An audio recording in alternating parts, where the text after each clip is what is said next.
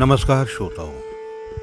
प्रस्तुत है मनोज चौहान के लघु कथा संग्रह देवता झूठ नहीं बोलता से लघु कथाएं। लघु कथा का शीर्षक है मौका परस्ती। नेत्र सिंह खुद को पिछड़ों का रहनुमा समझता था और गाहे बगाहे खुद को प्रचारित करने का कोई मौका नहीं चूकता। कई संगठनों से जुड़कर वो सामाजिक समरसता और एकता की आड़ में स्वयं का उल्लू सीधा करने की फिराक में रहता। अपनी मौकापरस्त प्रवृत्ति से वो किसी संगठन विशेष में पिछड़ों के प्रतिनिधि के रूप में कार्यकारी अध्यक्ष के पद पर पहुंच गया था। ये बात हर ओर जंगल की आग की तरह फैलने लगी थी। नेत्र सिंह भी दाव पेंच खेलने लगा और सुर्खियों में रहने के लिए मीडिया का सहारा लेने लगा। लाइमलाइट में रहना उसे हमेशा ही सुहाता था। कुछ दिनों के बाद उस संगठन विशेष के चुनाव होने वाले थे जिसमें वो कार्यकारी अध्यक्ष बना बैठा था। धीरे धीरे उस संगठन के सदस्य उसकी असलियत जान गए। जैसे ही चुनाव नजदीक आए तो उसके प्रतिद्वंद्वी के तौर पर एक अन्य सुपात्र व्यक्ति को मैदान में उतारा गया। चुनाव का परिणाम घोषित हुआ जिसमें नेत्र सिंह के प्रतिद्वंद्वी को भारी मतों से विजय प्राप्त हुई। चुनाव में हार मिलने से बुरी तरह परेशान नेत्र सिंह का मन खिन्न रहने लगा।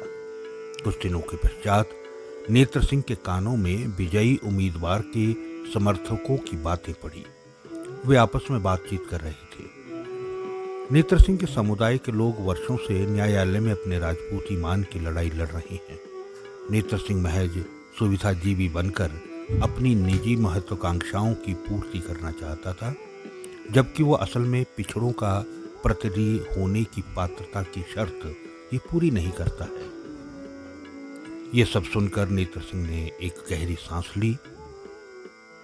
उसे मन के किसी कोने में अपनी भूल का एहसास हो चला था। तो श्रोताओं, ये थी लघु कथा मौका परस्ती। इसी संग्रह से एक और लघु कथा शीर्षक है संगत में रंगत। रूपलाल बहुत ही कर्मठ और जुझारू चतुर्थ श्रेणी का कर्मचारी था।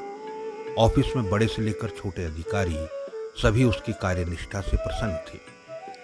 वो सभी के टेबल पर पानी भर लाता था और कागज और अन्य छोटा मोटा सामान एक टेबल से दूसरे टेबल पर फट से पहुंचा देता।